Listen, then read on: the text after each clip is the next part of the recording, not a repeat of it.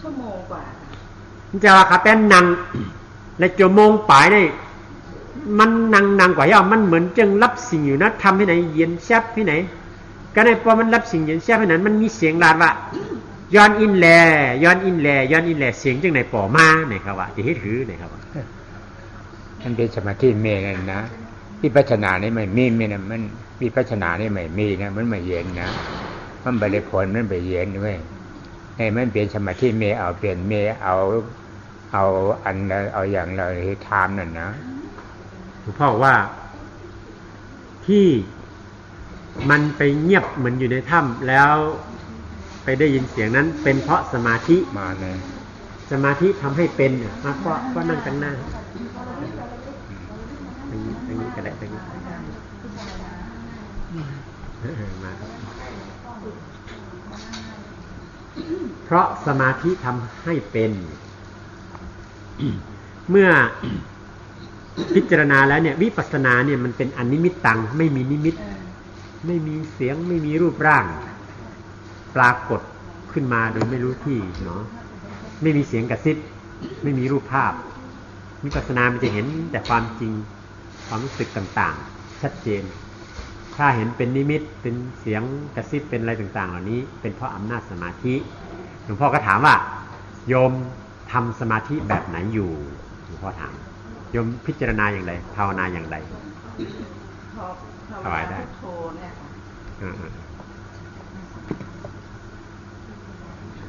ตะกาว่าข้าแปภาวนาพุทโธพุทโธแน่ครับว่าเนี่ยมันยังเป็นเช่นนั้นเนี่ยครับว่านั่นเป็นสมาธินั่นไม่นะปูเข่าโธออกปูโธปูโธเนี่ยเป็นสมาธินะพอวิปัสสนานี่ไม่มีเมนั่นสมาธิเมเอาเปลี่ยนเนี่ยเหมือนคนนอนนับนั่นนะนั่นเป็นอุกหาสมาธิเอานั่นนะเพราะเมตตาเนี่ยเมนี่เป็นพร้อมมันเมไปนี่ผ่านมาไปหลวงพ่อบอกว่าการเจริญพุทโธพุทโธนั่นน่ะเป็นการเจริญสมาธิเนาะมันทำให้จิตนิ่งเมื่อใจไปเกาะอยู่กับลมอย่างเงี้ยทำให้จิตนิ่งเมื่อเป็นจิตนิ่งก็เป็นสมาธิเนาะพุทโธพุทโธเป็นการเจริญสมาธิ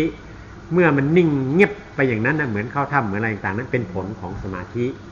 เมื่อสมาธิมีกำลังแล้ว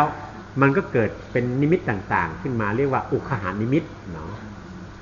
ที่จิตเราติดกับพุทโธเป็นบริกรรมนิมิตแต่มันเกิดเป็นภาพเป็นสีเป็นแสงเป็นต่างๆมาเป็นอุคหานิมิตเป็นเรื่องของสมาธิถ้าเรายังเดินอยู่บนเส้นทางอย่างนี้ไม่เปลี่ยนมาเจริญปัญญาเราก็จะได้ผลคือจะได้ไปเกิดเป็นพรหมเนาะจะได้ไปเกิดเป็นพรหมถ้าอยากเกิดเป็นพรหมก็ทำต่อ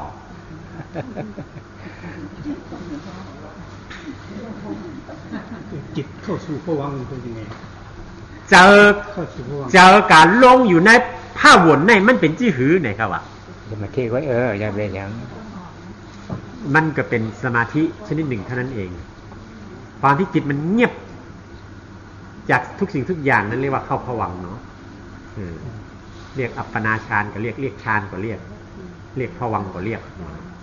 คือจิตมันวางจากสิ่งอื่นเงียบไปจากสิ่งอื่นจิตรวมก็คือสมาธินั่นแหละเป็นอาการหนึ่งของสมาธิจิตรวมก็คือเป็นหนึ่งจิตรวมเป็นอาการของสมาธิเป็นเรื่องของสมาธิทั้งนั้นแหละมันมีอย่างพิเศษถ้าเจริญสติแล้วมันสมาธิมันก็เกิดขึ้นนิ่งจิตนิ่งอยู่กับองค์กรรมฐานนิ่งอยู่กับสิ่งใดสิ่งหนึ่งถ้าจิตนิ่งอยู่กับที่เนี่ยเรียกว่าสมาธิถ้าจิตมันนิ่งรู้นี่เป็นวิปัสสนาถ้ามันนิ่งอยู่กับสิ่งใดสิ่งหนึ่งเป็นสมาธิถ้ามันนิ่งแล้วก็รู้อยู่ไม่ติดกับสิ่งใดเป็นวิปัสสนามันจะเกิดความรู้มีปัญญาขึ้นด้วยตัวกิเลสจริงๆมันเป็นปัญหา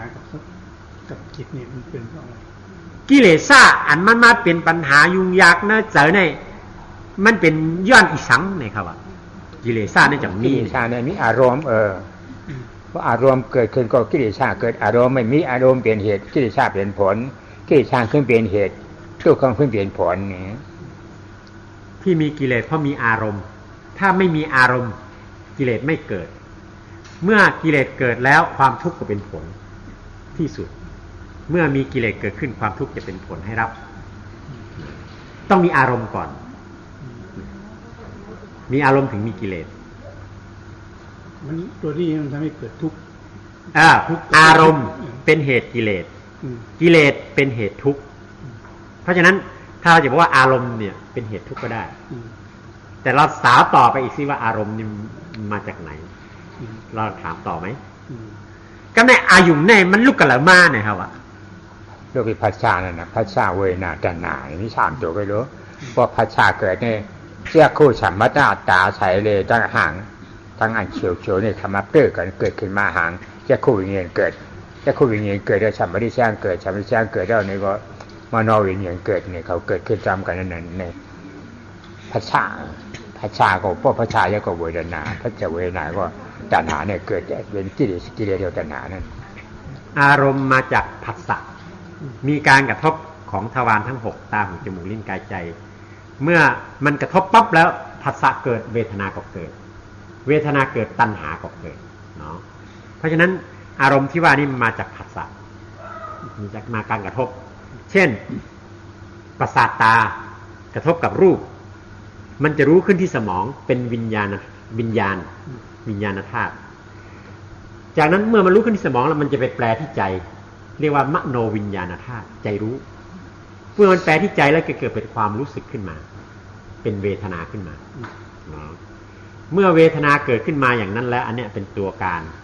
ที่จะก่อให้เกิดตัณหาทุกข์มันจะเกิดตรงนี้ทุกขเวทนากับทุกขสัจจะต่างทุกขเวทนาและทุกขสัจจะนี่มันเปิงกันที่หือเนี่ยทุกขเวทนาเนี่ยมันเป็นอันรับตัวกันนะทุกขสัจจะเนี่ยทั้งทุกขเวทนาทุกขสัจจะก็เป็นอันเดียวกันเนี่ยว่ามีทุกขเวทนาก่อนมีทุกขสัจจะทุกขแก้เนี่ยมีทุกขสัจจะทุกขเวทนาอันรับทุกขนี่พอรับทุกขแล้วเนี่ยเป็นทุกขเวทนาทุกขเนี่ยไม่ใช่ของเก่าของเมื่อของยิ่งของใจเป็นอนัตตาเนี่ยทุกขสัจจะเนี่ยทุกขเวทนานั่นคือความสวยความทุกข์มีเวทนามีความรู้สึกเกิดขึ้นทุกขสัจจะนั้นความจริงของทุกขสัจจะความจริงของทุกข์คือมันบังคับไม่ได้ทุกขสัจจะคือบังคับไม่ได้เกิดเจ็บเกิดตายนี่ไม่ใช่เฉพาะเกิดแก่เจ็บตายความทุกข์ที่อยู่ในใจของเราหรือที่กายของเราเนี่ยลองสั่งมันสิหายเดี๋ยวนี้ได้ไหมทุกสัจจะความจริงของความทุกข์คือบังคับไม่ได้เป็นอนัตตานั่นเองพิสูจน์ได้ทุกเมื่อพ่อลองพิสูจน์ดูเลยพ่อมีทุกข์อย่างไรก็ตามพิสูจน์เลยตรงนั้นว่าบังคับมันได้ไหมทุกกายกับทุกใจนี่มันพัวพันกันยังไงตุกโตและตุกเจอเนี่ยมันมาเข้ากันอะไรชื่อหือไหนฮะวะตุกโตเนี่ยมันไม่รู้นะมันตุกมันไม่รู้นะมีตุกใจไว้นะตุกโตแล้วมีชื่อมันมาลายไว้นะเจ็บเนี่ยเจ็บมันเจ็บมันไม่รู้นะมันเจ็บอันรู้เจ็บเนี่ยเป็นใจอันรู้เจ็บเนี่ยไอ้ตุกใจนี่เขาว่าจมในชาเวทนาตุกข้าเวทนาก็ใจจมในชาเวทนาก็ใจนะกาย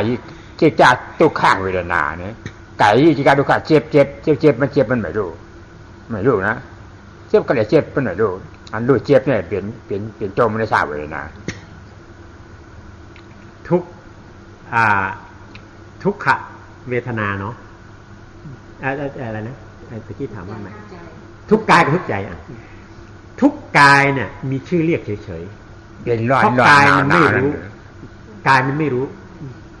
แต่มันไปรู้ที่จิตทุกใจนั่นน่ะเป็นอาการที่จิตไปเสวยความทุกข์นะมันรู้ที่จิตเนาะเพราะฉะนั้นไอ้ตัวสำคัญคือทุกข์ที่จิตเพราะทุกข์ที่จิตนั้นเรียกว่าโทมนัสเวทนามันไปเกิดที่จิตแข้งขานี่มันไม่รู้เรื่องมันมีตัวรับรู้มันไปรู้ที่จิตอันนี้เป็นทุกข์ปลอมกายกะทุกข์เป็นทุกข์ปลอมทุกข์จริงคือเกิดทุกข์ที่เกิดที่จิตแล้วจะตัดมันยังไงคือไม่ให้มันเกี่ยวเนื่องตัดทุกข์หรือตัดอะไรตัดกายกับใจเจ็บอย่างเจ็บขาเนี่ยเจ็บขาปวดหลังเราจะใกล้ๆจิตมันมาพัวพันอยู่กับเนี่ยไม่ให้มันจิตมันเป็นพัวพันกับความทุกข์ทั้งหลายกายเนี่ยเจ็บแป๊บตัดมันไหลจะหืออันตุฆ่าตีโตหังผัดตุฆ่าตีเจ๋อเนี่ยแต่แป๊บตัดมันจะหือแต่ว่ามันเป็นอนัตตานั่นน่ะนะมันเกิดขึ้นมามันเป็นอนัตตาว่าคำมาได้นะอนัตตาว่ามันมีของมันเราอยู่ภายอนัตตามันเกิดเจ็บเป็นไม่ใจรู้เจ็บ เจ็บเนี่ยเจ็บขาไม่มีขาเป็นของอัตตาเจ็บเนี่ยมีเป็นวายุธาตุอันรู้เจ็บมันเป็นอย่างเป็นมโนวิญญาณธาตุใจรู้เจ็บเนี่ยมโนวิญญาณธาตุอะไรเกิดกับมันตัวมันเช่าไว้นำไม่ดีนะเจ็บไม่ดีอันเจ็บไม่ดีเนี่ยให้ว่าเนี่ยโอ้อนัตตามาใจของเรานอนเลยว่าเพราะอัตตาตัวกว่าอนัตตาเกิดขึ้นเตียนนะเพราะว่าวิธีจะตัดก็คือพิจารณาให้เห็นมันเป็นอนัตตามันบังคับไม่ได้มันไม่ใช่ของเรานี่วิธีพิจารณาเพราะความทุกข์ที่เกิดที่กายเนี่ยเวลามันเกิดขึ้นมาแล้วก็ตามทุกข์ที่เกิดขึ้นที่ใจก็ตามมันเป็นสิ่งที่บังคับไม่ได้ทั้งสิ้นเมื่อเราพิจารณาเห็นความจริงว่ามันเป็นอนัตตาอย่างนั้นมันวางเองเพราะอะไรเพราะที่ทุกข์ที่กายเนี่ยมันไม่รู้เรื่องเจ็บขานี่เป็นอัตตาบอกว่าเป็นขาของมันเจ็บนี่เป็นสภาวะธาตุลมเนาะเป็นสภาวะทุกข์เป็นปรมัตถธรรมมันมาปรากฏรู้ขึ้นที่จิตเนาะเมื่อมาปรากฏรู้ขึ้นที่จิตนั่นน่ะมันเสวยอารมณ์ทุกข์อันนั้นเป็นโทมนัสสะเวทนาเนาะเป็นโทมนัสสะเวทนาทำไมถึงเกิดโทมนัสสะเวทนาเพราะมันมีกูอยู่ในนั้นมันมีอัตตาอยู่ในนั้นเนาะเมื่อเราพิจารณาเห็นว่าเป็นอนัตตาที่จิตผู้รับรู้นั้นที่มโนวิญญาณธาตุนั้นเมื่อเห็นเป็นอนัตตาอัตตาก็ดับลงไปตรงนั้นความยึดถือว่าเป็นกูเป็นเราก็ดับลงไปตรงนั้นเมื่อไม่มีกูอยู่ในนั้นมันก็ไม่รู้จะไปเจ็บที่ไหนที่มันเจ็บอยู่ทุกวันเพราะมีกูรับอยู่ในนั้นเอากูออกแล้วก็ไม่รู้จะเอาไปให้ใครเจ็บมันก็เป็นสักแต่ว่าสภาวะธาตุลมปรากฏขึ้น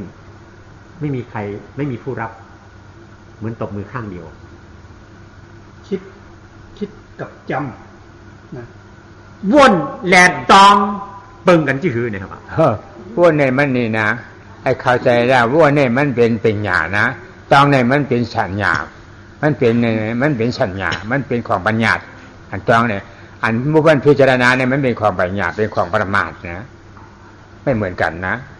เพราะมันเหมือนกันนะพระพุทธเจ้าสัมมาสังกัปปะก็มาไหว้สัมมาทิฏฐิก็มาไหว้เนาะสัมมาทิฏฐิก็มาไหว้สัมมาสมาธิก็มาไม่เหมือนกันสัมมาสติเนี่ยเป็นอันตอง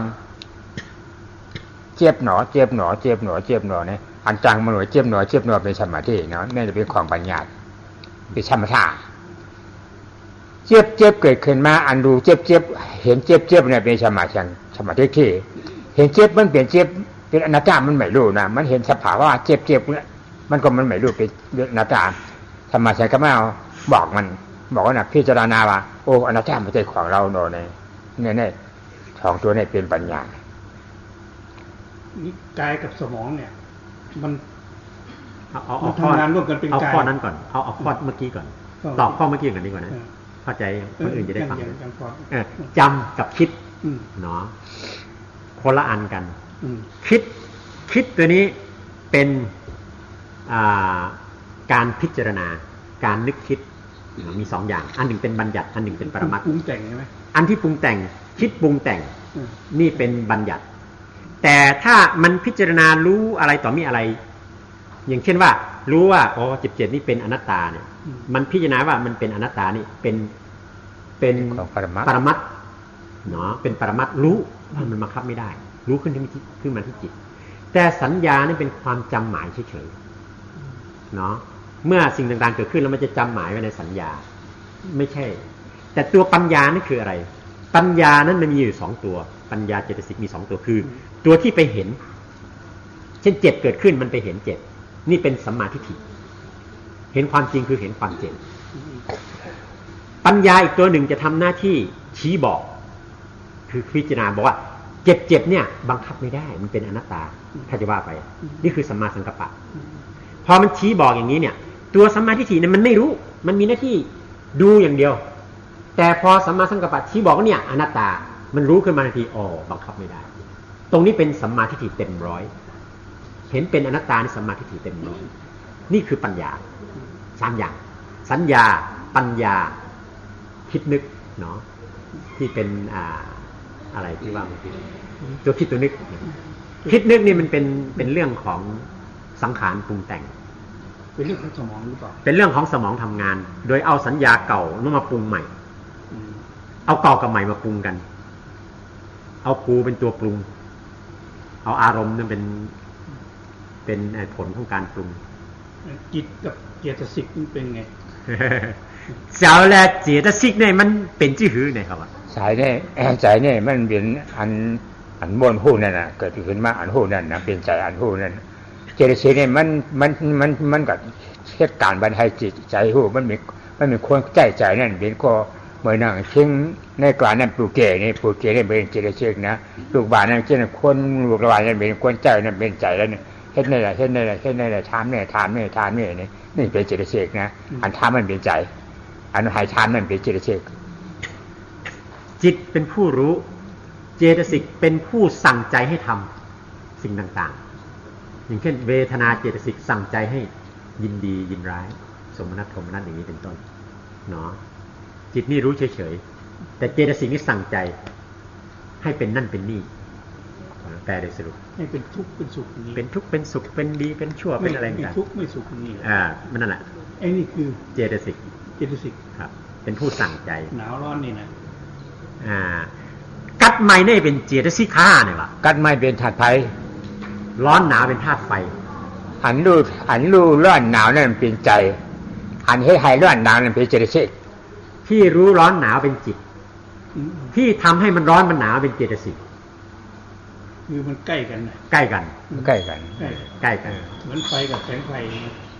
มันใกล้กันใช่ไหมนั่นเป็นไฟนี่เป็นแสงมันอย่างนี้เลยตัวที่รู้เฉยๆนั่นเป็นจิตไม่มีปฏิกิริยาแต่ตัวที่ไปเดือดร้อนเพราะความร้อนความหนาวนั่นเป็นเจตสิกใจที่เดือดร้อนเพราะความร้อนความหนาวเป็นเจตสิกไม่ใช่จิตมันรู้เฉยๆจิตเป็นกลางไม่มีปฏิกิริยาอะไรแต่เจตสิกนั่นน่ะทำให้ทุกข์ทำให้ร้อนทำให้เกิดตัณหาทำให้เกิดอะไรต่างๆมันมีอะไรเจตสิกรักกับชังนี่เหรอรักชังกับโสมนัสโทมนัสคู่กันเลยอันเดียวกันมันเป็นภาษาไทยเท่านั้นเองโสมนัสยินดีโทมนัสยินร้ายรักกับโสมนัสกับอันเดียวกันนะชังกับโทมนัสกับอันเดียวกันเกลียดชังโทมนัสโกรธโทสะอันเดียวกันหมดรักชอบยินดีโสมนัสอันเดียวกันหมดมันเป็นบาลีกับภาษาแปล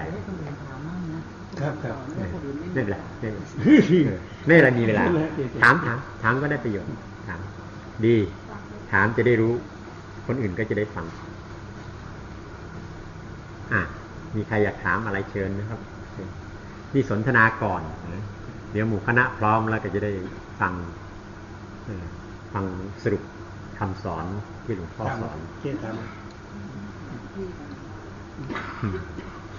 ดีเป็นปัญหาที่ดีมากคืออีกตัวปัญญามันเกิดเฉพาะถามเนี่ยวิปัสสนานี่เนี่ยมันจะปัญญาเนี่ยมันป่อมาในย้อนถามแน่นะครับว่ามันว่าจงจังปัญญาเนี่ยมันมีปริยัติเลยนะปริยัติไม่มีนี่ก็ปฏิบัติก็ไม่มีก็ปริยัติเนี่ยปฏิบัติเหมือนผ่ามือหลังมือป้อมมีผ่ามือก็มีหลังมือป้อมมีหลังมือก็มีผ่ามือปริยัติปฏิบัตินะปริยัติสอนทางถามพิจารณานี่ปริยัติเมียนสอนก็เมียนด้วยเมียนทางก็เมียนด้วย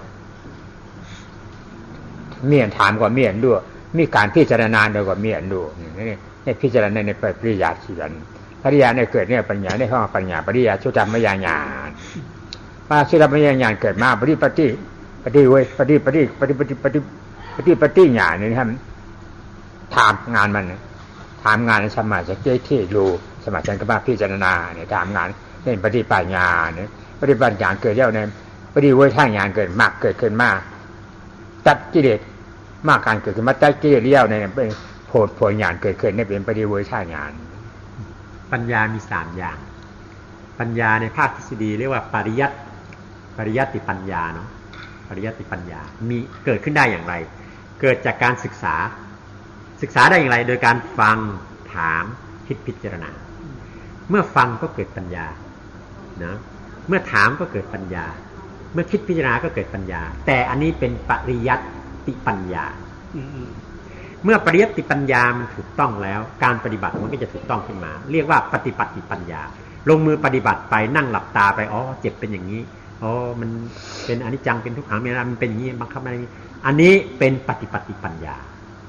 ปฏิเวทปัญญานั้นก็คือความที่มรรคญาณผลญาณเกิดขึ้นตัดทำลายอัตตกิเลสต้นเหตุแห่งทุกข์ดับขาดลงไปแล้วได้เสวยผล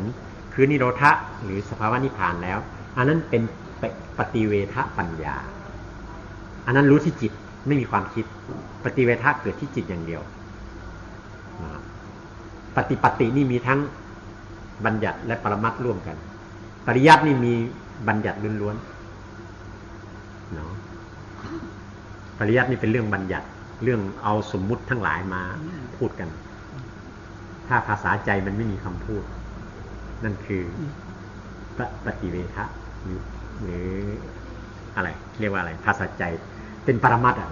เป็นปรมัตถ์ล้วนๆไม่มีภาษามันรู้ที่ใจอย่างเดียวเรามี3อย่างปัญญามี3สุตตมยปัญญาสุตตมยปัญญาจิตตมยปัญญานี่อยู่ในปริยัติปัญญาวิปัสสนามยปัญญาภาวนามยปัญญาอันนั้นเป็นปฏิปัญญาปฏิปัตินี่เขาว่าภาวนามยญาณภาวนามยญาณปฏิบัติเป็นภาวนาศึกษาเป็นปริยัติศึกษาก็จะได้สุตตะจินตะอย่างถ้าปฏิบัติก็จะได้ภาวนาเมื่อรับผลนั้นเป็นปฏิเวทะรับผลอัตตากับอนัตตาเนี่ยดีถามอันนี้ดีอัตตาและอนัตตาเนี่ยมันเป็นชื่อหือไหนครับว่าอัตตาและอนัตตาเลยนะอัตตาเนี่ยมันเป็นของเหตุลกเหตุจบธรรมโมกไทยเนี่ยเป็นของอัตตาโลภามานะทิฏฐิเป็นตัวทิฏฐินั่นนะในของสมมุทัยเป็นเหตุเป็นเหตุจุกแล้วขันธ์5เปิงขันธ์5เปิงเกิดขึ้นมาเกิดเจ็บเจ็บตายเนี่ยเป็นจุกอันเกิดขึ้นมาเกิดเจ็บเจ็บตายเนี่ยเป็นจุกเหตุเปลี่ยนเนี่ยอะไรมาเกิดเจ็บเจ็บตายเป็นอัตตาใหม่มีก็เกิดเจ็บเจ็บตายใหม่มีเพราะเกิดเจ็บเจ็บตายเนี่ยเอาอัตตาออกเพราะอัตตาออกมันมีอัตตาแล้วก็ไม่เกิดไม่เจ็บไม่เจ็บไม่ตายนั่นตำแหน่งอนัตตาเนี่ยเป็นเหตุไม่เกิดไม่เจ็บไม่เจ็บไม่ตายเพราะอัตตาตัวเดียวอนัตตาเกิดขึ้นเตียนพุทธาเจ้าอนัตตาเกิดขึ้นเตียนเนี่ยเป็นนิโรธเป็นนิโรธาอีกอย่างนิโรธานะอัตตานิโรธอนัตตาเกิดขึ้นมาเอาว่ามั่งญาณเนี่ยญาณเป็นนิโรธาเพราะนิโรธาเนี่ยก็อัตตาไม่มีเป็นอนัตตาแล้วนั่นเลยจริงเพราะว่านิโรธาสัจจาเนี่ยอันนี้เป็นเหตุไม่เกิดไม่เจ็บไม่เจ็บไม่ตายอัตตาเป็นเหตุโลภอัตตาเป็นเหตุทุกข์อัตตามาจากโลภะมานะทิฏฐิตัวทิฏฐิตัวนี้คือมิจฉาทิฏฐิมีโลภะเข้าไปประกอบจึงเป็นอัตตาทิฏฐิเห็นผิดว่าเป็นเราเป็นตัวเป็นตนนี่เป็นเหตุโลภเหตุให้เกิดโลภทั้งหมดเหตุให้เกิดทุกข์ทั้งหมดนะเป็นเหตุทุกข์นะส่วนอนัตตานั้นเป็นเหตุพ้นโลภเป็นโลกุตระอนัตตาคือไม่ใช่ของเราเห็นตามความเป็นจริงไม่มีอะไรบังคับได้นะเห็นเป็นอนัตตานี่เป็นเหตุสุขเนาะถ้าเจริญเหตุทุกข์อยู่คือเอาเป็นอัตตาอยู่เห็นผิดเป็นอัตตาอยู่ผลทุกข์ก็รับอยู่ตลอดถ้าเจริญเหตุสุขคือเจริญอนัตตานะอัตตานี่ก็ตกลงไปทันทีอัตตาก็ดับเห็นเป็นอนัตตาอัตตาก็ดับเมื่อเหตุทุกข์ดับผลทุกข์ก็ดับที่เหลือก็คือนิโรธะคือผลสุขนะอัตตากับอนัตตาเป็นตัวการสำคัญเป็นเหตุทุกข์และเหตุสุขนะถ้าเข้าใจพิจารณาเอาอัตตาออกเอาเหตุทุกข์ออกเท่านั้นเองที่เหลือทั้งหมดก็ดับสิ้นหมดเลยเหลือแต่อนัตตาเหลือแต่ความเห็นตามความเป็นจริงดีใจเป็นบวกเสียใจเป็นลบแล้วจิตเป็นธรรมดาคือจิตว่างเนี่ยพอจิตมันว่างแล้วมันจะทำให้ไม่สุขไม่ทุกข์นี่เราจะทำยังไงไม่ให้มันดีใจไม่ให้มันเสียใจทำให้จิตว่างlý chờ lýเป็นผายlý chờ haiเป็นผายให้chờว่างอันว่าเนี่ยมีสังสีเอ็ดเนี่ยมันlýมให้ก็ไม่เฮาติเลยเฮ็ดจื้อหือเฮาติเลยไว้ใจจื้อหือมันจังเต็มlýมให้นี่ครับพอใจอะไรพอใจดีจะให้ยังมีอยู่ก็มันมีใจว่างมีนะอนาการอรหันต์ตาใจกู้ฉุนกู้ฉุนเบิ่นมีนะกู้ฉุนก็บ่มีใจไม่ดีกู้ฉุนกับว่ากู้ฉุนเนี่ยอนาการไม่มีนะอรหันต์ตาเนี่ยหรือว่าจะนากู้ฉุนหรือว่าจะนากู้ฉุนโลกีกู้ฉุนนี่ไม่มีเพราะกู้ฉุนกู้ฉุนสองตัวนี่ไม่มีเป็นกิริยาก็เป็นว่างเป็นถ้าพูดถึงความว่าง ถ้ามันยังมียินดียินร้ายอยู่เนี่ย มันไม่ว่าง มันไม่มีว่าง เรามันไปอยู่เงี้ยไปซ้ายไปขวาอยู่เงี้ยมันไม่ว่างเดี๋ยวก็ไปวะเดี๋ยวยินดีเดี๋ยวก็ไปทีนี้จิตของพระอริยเจ้า ถ้าเป็นพระอริยชั้นต้น อย่างพระโสดาบันเนี่ยท่านวางอัตตากูได้ มันว่างไปส่วนหนึ่ง แต่ยังมีมานะเหลืออยู่ จิตที่เป็นเราเป็นกูส่วนละเอียดยังมีอยู่ แต่ถ้าถึงจิตความเป็นพระอรหันต์แล้ว กุศลอกุศลบาปบุญไม่มี ยินดียินร้ายไม่มีเนาะเพราะมันไม่มีกูทั้งหยาบและละเอียด ตรงนั้นกิริยาอาการที่ท่านแสดงไปทั้งหมดนั้นเป็นกิริยาจิตอย่างเดียวไม่มีผลทั้งลบทั้งบวกบาปบุญไม่มีผลสำหรับพระอรหันต์เมื่อตรงนั้นแหละถึงจะถึงสิ่งที่เรียกว่าว่างจริงๆที่เราพูดกันนี่เป็นการทำให้ว่างแต่มันไม่ว่างเพราะมันมีกูอยู่ใช่นี่คือหมดกูโดยสิ้นเชิงมาแหละเมื่อนั้นว่างจริงๆเราไปทำใจให้ว่างไม่ได้แต่ถ้าเราเอากูออกแล้วมันว่างเองเนาะเพราะเอากูออกไม่มีใครยินดียินร้ายมันก็ว่างเรื่องปุถุชนเนี่ยกับอริยชนใช่ไหมมันต่างกันที่ตรงจิตว่างจิตไม่ว่างเนี่ยไม่ใช่ผิดจุดจะว่าปุถุชนเนี่ยมันเปิงกันตีเจอว่างแล้วว่างในจังเจอข้าเนี่ยครับเจอว่างอะไรมันมีหลายเมียวมูลว่างไงนะมันว่างไงนะมันมีหลายว่างรู้อันปุถุชนนะเจอว่างกันไปทางมันว่างอัตตาโลภะมานะที่สามตัวเนี่ยว่างคำนี้โสดาปันเนี่ยว่างอัตตาโลภะมานะที่สามตัวเนี่ยมันมีโลภะที่วิจิกิจฉาสามตัวเนี่ยมีในว่างเนี่ยเพราะว่างเนี่ยอากุศลอากุศลเนี่ยเดี๋ยวนี้อปายาสิผมมีในว่างเอานะมันได้ถามอ่ะมาเปลี่ยนแนวเนี้ยมันได้กลับเปลี่ยนเนี่ยเพราะมันได้กลับเปลี่ยนก็ว่างเอาก็ได้กู้ชนไปว่างกลับมากู้ชนหรือว่ากู้ชนอนุปากู้ชนกลับมากู้ชนก็เป็นอนาการไม่ทำว่างแบบนี้นะหมาหน้าโตกว่าคือว่าเป็นอรหันต์จ๋าหรือป้ากู้ชนหรือว่ากู้ชนทำบ้างก็ได้กิริยาไว้จิตปีตาก็แบบมีเหตุแบบมีผลแบบมีนะจิตปุถุชนนี่มันไม่ว่างจากโลภะมานะทิฏฐินี่จิตปุถุชนมีครบหมดพอจิตพระโสดาบันนี้ว่างจากอัตตทิฏฐิและวิจิกิจฉาความลังเลสงสัยว่างจากตัวนี้เมื่อว่างจากตัวนี้แล้วความที่จะไปเกิดในอบายภูมิทั้ง4หรือมาเกิดเป็นมนุษย์ไม่มีแล้วเหลือแต่ความไปเกิดเป็นเทวดากับความไปเกิดเป็นพรหมรูปภพอรูปภพนี่จิตของพระโสดาบันพอพระสกิทาคามีเหมือนกันเท่ากันแต่พระสกิทาคามีมานะจะเบาบางแต่พอถึงพระอนาคามีมานะที่เป็นอัตตาตัวละเอียดกับโลภะเนี่ยมันเบาบางลงมากอันนี้มันว่างจากอะไรว่างจากความที่จะได้มาเกิดในกามภพกามภูมิเป็นมนุษย์เป็นเทวดานี่ไม่ได้เป็นเหลือแต่พรหมอย่างเดียวพระอนาคามีเนาะพอจิตของพระอรหันต์มานะโลภะก็ไม่มีอัตตานี่มันตายตั้งแต่โสดาบันแล้วเนาะ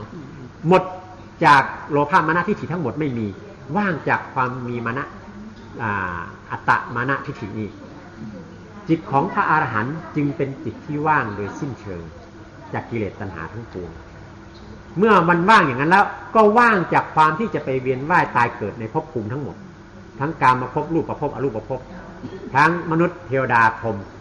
รูปภพและอรูปภพไม่มีแล้วมันว่างไปแล้วจากจิตพระอรหันต์เหลือแต่กิริยาไม่ต่อเชื้ออีกอันนั้นคือว่างจริงๆอย่างนี้พอเข้าใจเนาะถ้ามันว่างถ้าทำจิตว่างได้อย่างนี้คือนิพพานได้ยังไม่ต้องทำจิตว่างที่ว่านี้ทำจิตว่างจากอะไรคือว่างจากดีจากชั่วจากไม่ดีไม่ชั่วจากพอใจไม่พอใจเนี่ยคือบางคนหลวงพ่อบอกว่าว่างมันมีหลายอย่างเราทำจิตว่างแต่ข้างในมันไม่ว่างยังมีกูอยู่ก็ไม่ว่างใช่ไหมทำเหมือนว่างแต่ใจมันมีกูอยู่อ่ะนั่นไม่ใช่ว่างว่างก็ต้องว่างอย่างที่หลวงพ่อว่าว่างจากความเป็นตัวเป็นตนทั้งหยาบและละเอียดสักกายทิฏฐิวิจิกิจฉาสักกายทิฏฐิวิจิกิจฉาทั้งหมดนะสักกายทิฏฐิวิจิกิจฉาศีลปตปมานี่มันแค่หนึ่งนะมันต้องว่างอีก3ว่างจากมานะทั้งหมดความถือตัวถือดีทั้งหมดว่างไปหมดแล้วกิเลส3ตัวโลภะมานะทิฏฐิตายหมดไม่มีเหลือนั่นแหละว่างจริงๆที่ว่างที่เราว่าเฮ้ยฉันว่างทำใจว่างมันว่างคำพูดว่างคิด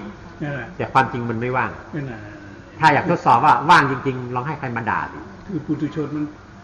เนี่ยยากก็ฝึกอย่างหลวงพ่อบอกเนี่ย ฝึกเอากูออกนั่นแหละหาอนัตตากูก็ออกกับไม่ดีผมตอบเจ้าอะบ่เป็นนันทิเย้าขาดที่เฮ็ดให้อาจารย์หมาหน้าตั้งหมดตั้งเสียงล้อพาตั้งหมดตั้งเสียงนี่มันขาดหมดว่างมีในตัวในคิงในใจในขาดที่เลยเฮ็ดจื้อหือแก้งจื้อหือกรรมจื้อหือว่างมันนั่นน่ะพิจารณานั่นน่ะนะหาเห็นได้เป็นหาเป็นอะไรหาในหาธรรมะแสงกับป้าหาอะไรหาอนัตตาเห็นเนี่ยเห็นอนัตตาเจ็บเกิดขึ้นมาเจ็บที่มันเปลี่ยนรูปเป็นอนัตตามันเจ็บมันไม่รู้ใจได้รู้เจ็บใจได้รู้เจ็บไปใจไม่ดีเป็นใจจ้วมมันได้ทราบเวทนาก็ไม่ได้ทราบเวทนาเกิดขึ้นมาเนี่ยอัตตาเนี่ยเกิดกับตัวทราบเวทนาเนี่ยอนัตตามันใจของเราหนอวางเจ็บก็ได้เจ็บวางดิวางพอวางแล้วก็มันเมี่ยวนี่ก็เป็นอัตตาตัวเก่านะอนัตตาเตียนเนี่ยเพราะว่าวิธีจะเอาออกง่ายเพียงแต่เฝ้าดูแล้วก็พิจารณาให้เห็นความเป็นอนัตตาความบังคับไม่ได้ของมันเช่นเจ็บเกิดขึ้น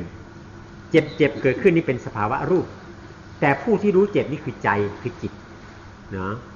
ที่ใจจิตที่รู้เจ็บนั้นมันมีกูอยู่ในนั้นเพราะนั้นเอาปัญญาเนี่ยไปดูที่ใจรู้เจ็บพิจารณาตรงนั้นว่ามันเป็นอนัตตาพอเราบอกว่ามันเป็นอนัตตาคือไม่ใช่ของเราความเห็นผิดว่าเป็นอัตตาเป็นเราก็ตกลงเนาะเมื่อความเห็นผิดเป็นเราเป็นตัวตกลงก็เห็นเป็นอนัตตาความเจ็บที่จิตนี่ก็เป็นอนัตตาบังคับไม่ได้ไม่ใช่ของเรามันวางเองเนาะพิจารณาแค่นี้แหละมันก็จะวางไปเรื่อยๆจนในที่สุดมรรคญาณผลญาณเกิดมันก็วางหมดทั้ง3อย่างที่หลวงพ่อว่าพิจารณาเฝ้าดูแล้วก็พิจารณาเห็นว่ามันเป็นอนัตตาคือบังคับไม่ได้จบละนี่คือวิปัสสนานี่คือการปฏิบัติเพราะเห็นเป็นอนัตตาอัตตามันก็ถูกถอนแล้วเหตุทุกข์ก็ถูกถอน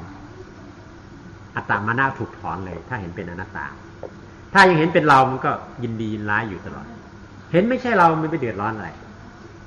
เหมือนของอะไรที่ไม่ใช่ของเราใครมาทำอะไรเราไม่ได้เดือดร้อน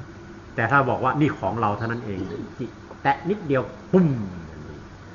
แค่ชื่อเท่านั้นเองเป็นลมอ่ะใช่ไหมพอมาด่าชื่อใครก็ตามไม่เดือดร้อนพอเปลี่ยนมาเป็นชื่อเราเท่านั้นเดือดร้อนแม่ชื่ออย่างฮะวารุณีมีคนด่าอีแก้วอีคำมึงเป็นงี้คนวารุณีเดือดร้อนไหมแต่พอเปลี่ยนจากอีแก้วคำอีวารุณีเป็นไงกึดขึ้นมาเลยเท่านั้นแหละนิดเดียวมีกูอยู่ในนั้นมันถึงเป็นวารุณีถ้าไม่มีกูวารุณีไม่มีมันเป็นสมมุติเฉยๆเนาะเอากูออกเข้าใจเนาะหาอนัตตาแล้วกูกับอัตตาก็ขาดอย่างที่หลวงพ่อ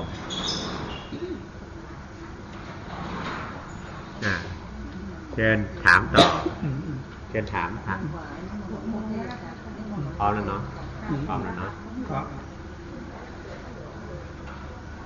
ห้อมย่อภาวะตั้งปูนฮอตราปันอินเนี่ยเปียวตราปันอินถ้าพร้อมแล้วตั้งใจเนาะตั้งใจ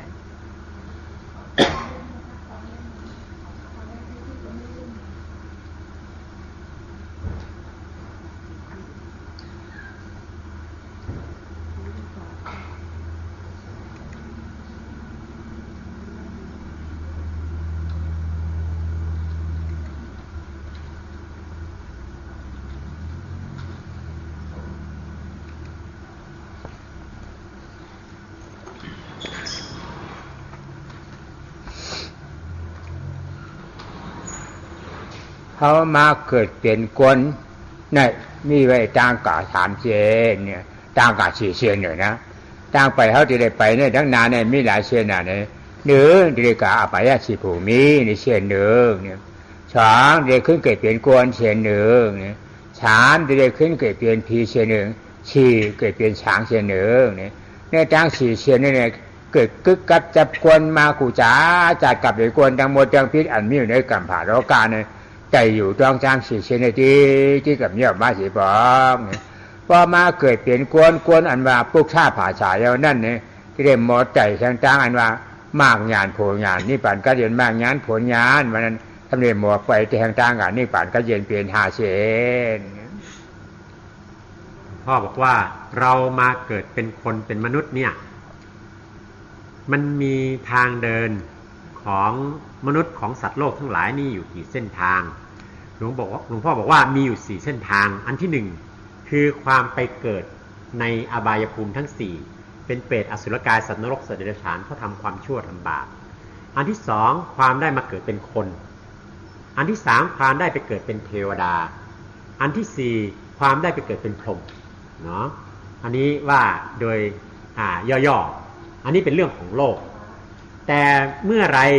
ได้มาเกิดพบพระพุทธศาสนาได้ศึกษาข้อธรรมคำสอนที่ถูกต้องเราได้เดินบนเส้นทางอีกเส้นหนึ่งคือเส้นทางแห่งวิปัสสนาภาวนาอันนี้เราก็จะพ้นจากโลกถึงพระนิพพานนี่เป็นเส้นทางเส้นที่5ที่ทำบาปนี่ทำบุญกุศลนี่ทำวิปัสสนาภาวนาทาง4เส้นนี้เป็นทางหมุนเวียนอยู่ในโลก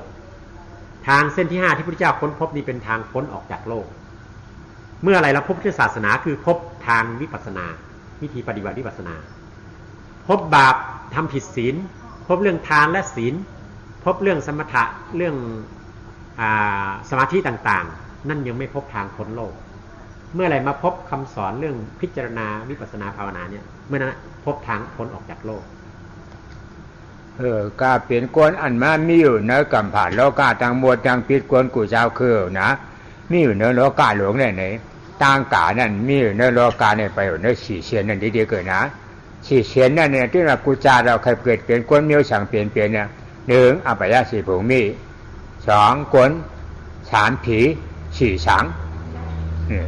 อภัย4ภูมิเนี่ยเอาสังเหกาลาเนี่ยเอาอัตตาอ่อนโหน้ำหน้าเกิดมาเป็นอากุสุ12เฮ็ดช่างห่างปอกกาตู้เจริญตราสิเปิงสิปานั่นเดียวเนี่ยได้ไปอภัย4ภูมิทีนี้ ในทางเดินทั้ง4เส้นที่ว่ามานี้คือความไปเกิดในอบายภูมิทั้ง4เกิดเป็นคนเกิดเป็นเทวดาเกิดเป็นพรหมนั้นความที่ไปสู่อบายภูมิทั้ง4นั้นใครพาไปอัตตาทิฏฐิความเห็นผิดว่าเป็นเราเป็นตัวเป็นตนนั่นแหละพาไปเพราะมันพาทำผิดศีล5แล้วก็พาไปสู่อบายเนาะแล้วความที่จะมาเกิดในภพภูมิที่สูงขึ้นมานั้นก็เช่นกันตาได้เปลี่ยนผีนั่นทำเปลี่ยนก้นเนี่ยทั้งผีนั่นในทำตีได้เอาช่างเฮ็ดดาเนี่ยมีไว้อัตตาเลยหมาหน้าตรา2ตัวอ่อนหูนอนหนามเกิดขึ้นมาใจกามาวาจนากู้สู่เปียดเชียนเอาปลูกหญ้าวัตริยาชิดตูใช้เฮ็ดการเฮ็ดงานเหี่ยวเนี่ยเพราะว่าตายเพราะว่ากวนเนี่ยขึ้นเปลี่ยนกวนตายเพราะว่ากวนโอกาสเปลี่ยนผีเนี่ยปั่นหนูเนื้อช่องภาวนาเมื่อกี้ความที่ไปเกิดในอบายภูมิทั้ง4นั้นมีอัตตาที่ผิดความเห็นผิดว่าเป็นกูตัวเดียวเท่านั้นแหละพาไปทำผิดศีล5ทำบาปแต่ที่พาไปมาเกิดเป็นมนุษย์หรือไปเกิดเป็นเทวดานั้นเป็นอัตตาทิฏฐิกับมานะเป็นกูกับมานะความถือตัวถือดีจึงทำกุศลทำผลบุญให้ทานรักษาศีลพาให้ไปเกิดเป็นมนุษย์และเทวดาก็เปลี่ยนพ่อมาด้วยมาหน้าเนี่ยมีก็เนี่ยมาอัตตาในตัวก็ยังก็ด้วยมาหน้าก็มาหน้าเลยจังใจหลูปาวาจรากู้สู่5เชียนนั่นเดช้างมาหน้าเลยตั้งใจอดุปรากู้สู่4เชียนนั่นเดช้างเนี่ยผมพร้อมจอมกันเนี่ยเกิดขึ้นมาเมื่อเกิดขึ้นมาให้ช้างห่างป้องกันจานเนี่ยนะธรรมธาตุ4ชีพนั่นธรรมธาตุ4ชีพมันหลูป้าจานอดุป้าจานมีกานั่นเชียงเหี่ยวเนี่ยท่านก็ตายมาเดี๋ยวไปเชนราเนี่ยเดี๋ยวไปเป็นเมืองช้างหลูป้าเดี๋ยวหลูป้าช่องผงมีทีนี้พอสูงขึ้นไปกว่านั้นอัต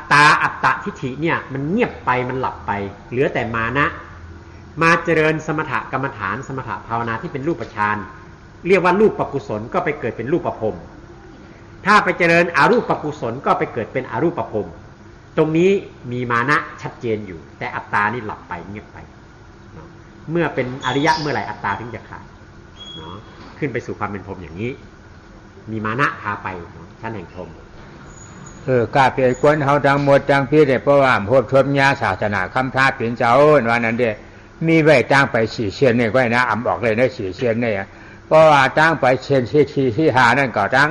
หมากงานผลงานนี่ป่านกัดเหยียนนะไม่ได้จริงนั่นเอาชังให้กว่าหลาเนี่ยเอาสมาธิสมาสังกัปปะสมาธิที่ว่าไม่ใช่ทั้งอนัตตาสมาธิที่เป็นเฉพาะตราตัวเดียวกันเนอะ มันกะตัวชูทิกตัวตราตัวแล้วกะตัวชูทิกตัวอัตตาทิฏฐิอันว่ามิจฉาทิฏฐินั่นน่ะนะอัตตาทิฏฐิมิจฉาทิฏฐิเป็นตัวเดียวกันเนี่ยเอาสมาสังกัปปะพายวนจือใจเฉยตัวชูทิกตัวตราเนี่ยมิจฉาสังกัปปะนี่พายวนแบบเชื่อมใจวนว่าเป็นเก่าเป็นมาเป็นยิ่งเปลี่ยนใจเนี่ยเอาตัวชูทิกตัวตราตัวนั้นมากอ่างกาสองตัวเนี่ยเกิดขึ้นกับเจ้าพุทธาเจ้าเขามาเพราะเขาเปลี่ยนพวกชาติภาษาเขาจังเจไรแจ้งไรกรรมเพราะเขาเปลี่ยนพวกชาติภาษาไปไหนปั่นอยู่ในตั้งสีเสียนานถ้าหากว่าเราไม่ได้เกิดมาพบพุทธศาสนาไม่ได้ศึกษาข้อธรรมคำสอนอันถูกต้องของสมเด็จพระสัมมาสัมพุทธเจ้าเราก็จะได้วนขึ้นวนลงบนสี่ที่นี้อบายมนุษย์เทวดามนุษย์เทวดาพรหมวนเวียนอยู่ตรงนี้ต่อเมื่อได้พบพุทธศาสนาได้พบพระสัมมาสัมพุทธคำสอนของสมเด็จพระสัมมาสัมพุทธเจ้าที่ถูกต้องคือเรื่องวิปัสสนาเนี่ยเมื่อนั้นเราก็จะพบเห็นทางเข้าสู่มรรคผลนิพพานใครเป็นผู้พาเดินไปบนเส้นทางแห่งมรรคผลนิพพานสัมมาทิฏฐิสัมมาสังกัปปะปัญญามรรคสองตัวนี้เองเป็นผู้พาเดินสำคัญคือตัวสัมมาทิฏฐิสัมมาทิฏฐิตัวนี้กับอนัตตาเป็นอันเดียวกันสัมมาทิฏฐิเห็นถูกต้องก็คือเห็นอนัตตานั่นเองมันไปต่อสู้กับอะไรไปต่อสู้กับมิจฉาทิฏฐิความเห็นผิดว่าเป็นเราเป็นตัวเป็นตนหรืออัตตาเนาะเมื่อเอาความเห็นถูกต้องไปต่อสู้กับความเห็นผิดคือต่อสู้กับอัตตาอย่างนั้นแล้วอัตตาดับก็เหลือแต่อนัตตาที่เหลือก็คือมรรคผลนิพพานที่สงบเย็นนี่คือเส้นทางเส้นที่5ถ้าเราไม่พบข้อธรรมคำสอนที่ถูกต้องของพระสัมมาสัมพุทธเจ้าเราก็จะวนอยู่ในสี่ที่นี้ตลอดเมื่อมาพบวิปัสสนาภาวนาที่ว่าที่ถูกต้องนี้แล้วเนี่ยเมื่อนั้นเราถึงจะเข้าถึงทางไปสู่มรรคผลนิพพานเพราะญาศาสนาบ้านในเขาเตียนไรจะได้ในออกพ้นมนต์สัมจารวุตุข้าในข่าวต่างสี่เชียนบ้านญาศาสนามันเป็นคนพวกชาภาษาบ้านในยังจ่าได้ออกพ้นรถมันได้มีไหนนี่พวกชาภาษาว่ากล้ามนาเราได้ง่ายๆมันก็อย่างนะพอมาจักเอาอนักอธิเปเฉพาะมันไม่ไหนมันนักลึกคือคลายจะเรียกว่าตัวเรียมเปลี่ยนไรนะน่าดีเปลี่ยนก้นไป2ชิ้นกับที่จะเปลี่ยนพวกชาภาษาลงกับที่กำจัดนี่มันง่ายนะเดี๋ยวเปลี่ยนพวกชาภาษาเนี่ยอันเป็นหยาบเสียเปิ่นบนจะเปลี่ยนกวนเย้าก็หยาบเปลี่ยนกวนเย้าทำให้เป็นพวกชาภาษานี่ก็หยาบแต่นี่ป่านกัดเยียนนี่อ่ำหยาบช้าว่าเป็นพวกชาภาษาเนี่ยมันกินอะไรกูก่อนทีนี้หลวงพ่อก็บอกว่า อันความที่จะได้เป็นชาวพุทธโดยถูกต้องสมบูรณ์นั่นน่ะอันนี้เป็นเรื่องที่ยากความที่จะถึงมรรคผลนิพพานนั่นเป็นเรื่องง่ายถ้าเมื่อไหร่เราเป็นชาวพุทธโดยสมบูรณ์นั้นมรรคผลนิพพานมันเป็นผลของความที่เป็นชาวพุทธโดยสมบูรณ์ความที่เป็นชาวพุทธโดยสมบูรณ์มันจะเกิดขึ้นได้อย่างไรมันจะเกิดขึ้นได้เมื่อมันมาเจริญปัญญาจนเกิดสมาธิเห็นความจริงเห็นอนัตตานั่นแหละถึงจะเป็นชาวพุทธโดยสมบูรณ์ที่เหลือนอกนั้นน่ะมันไม่ใช่ชาวพุทธเป็นชาวพุทธแต่ในนามพวกท่าภาชาในกล้ามเล่ห้องว่างง่ายไว้นะจ่าเปลี่ยนมันหยาบหนานะพวกท่าว่านั้นเป็นช่างพวกท่าเนี่ยเป็นพวกท่าจ่านะพวกท่าว่าเพราะว่าทางการไทยเนี่ยผู้ทามเปลี่ยนเนี่ยลู่ทามเปลี่ยนมันเป็นการไทยนะการไทยแย่ผู้หมอเนี่ยลู่ทามเปลี่ยนเนี่ยในห้องพวกท่าเนี่ยผ่านั่นไม่ไหนแจงแดงเนี่ยมันเป็นอ่ำงำเงาสังจังแจงแดงในตาเจ้าเก่าเนี่ย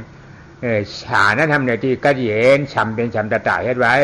พวกท่าผู้ช้ำเนี่ยเป็นพวกท่าภาษาเนี่ยที่กระเย็นผู้หมอทามเปลี่ยนที่กระเย็นแจงแดงหัวเยาเนี่ยก้อนนั่นยิงก้อนใจก้อนนั่นนายขาวเจ้าจางปานนั่นเนี่ยจริงฟังว่าคนพวกท่าภาษาคำว่าชาวพุทธเนี่ยภาษาไทยใหญ่ว่าพุทธภาษานะมันเป็นภาษาเดิมพูดเอาด้วยปากเนี่ยง่ายแต่ความที่จะทำตนให้เป็นชาวพุทธที่แท้จริงขึ้นมาได้นั้นนะเป็นเรื่องที่ยากคำว่าพุทธภาษาหรือพุทธศาสนิกชนนั้นตัวพุทธตัวนี้ที่แปลบ้านเราว่าผู้รู้ผู้ตื่นผู้เบิกบานแต่ถ้าแปลตามที่หลวงพ่อว่าพุทธตัวนี้แปลว่าผู้รู้และทำเป็นในการที่จะทำตนเองให้เข้าถึงมรรคผลนิพพานความสงบเย็นนี่คือชาวพุทธที่แท้จริงเนาะผ่าตัวนี้แปลว่าชัดเจนนะสานี่คือเข้าถึงความสงบเย็นนะพุทธศาสนิกชนคือผู้ที่รู้จักวิธีและสามารถท ได้ทำเป็นในการที่จะทำตนเองให้เข้าถึงความสุขสงบเย็นคือนิพพานนี่คือชาวพุทธถ้ายังไม่รู้ก็ไม่ใช่ชาวพุทธรู้จะให้ทานรักษาศีลทำสมถะภาวนาท่องมนต์มนต์คาถายังไม่ใช่ชาวพุทธยังไม่ใช่ปลอมแต่เมื่อไหร่รู้วิธีที่จะเข้าถึงมรรคผลนิพพานและปฏิบัติได้เมื่อนั้นแหละคือชาวพุทธผู้หมอหนังคือเนื้อเนี่ยการถามคือเนี่ยนะผู้หมอเนี่ยรู้หมอรู้ท่ามเปลี่ยนรู้ท่ามเปลี่ยนอะไรรู้ท่ามเปลี่ยนเนี่ยรู้ท่ามเปลี่ยนมาในขันธ์ธาตุโคโจปาตินเฮาเนี่ยมีสังหารมีตุกข้ากองตุกข้าดงลูกหลุดแปะขันธาวิญญาณเนี่ยขันธาสิ่งเนี่ยขันธาเสียงขาเนี่ยขันธาวิญญาณเวลาเนี่ยขันธานี่ขันธาลงหาเปิงหามาจุลุ่มตุ่มโกกันเที่ยวเนี่ยเป็นเกิดเจ็บเจ็บใจแบบเนี้ยบ้านนั่นเป็นทุกข้าหลงเนี่ยอันเลยมาทุกข้าหลงตราตัวในทำเอากระดีเลยมาหลาเนี่ยรอผ้ากลางไข่ไหลใครฉันใครอันมีเนี่ยมาหน้าเนี่ยทำว่าอันมีเก่าเนี่ยอัตตาน่ะเป็นเก่าเนี่ยตราสามตัวได้โฮมพร้อมจอมกันเลยเกิดขึ้นมาเลยขันธาทุกข้าหลงเนี่ยผู้หมอนะผู้เจ้ากับผู้เจ้าทุกข้าหลงหมอทางหลังหมอว่างเป็นทุกข้าเหตุทุกข้าตราหลงล้อผ้าหมาหน้าที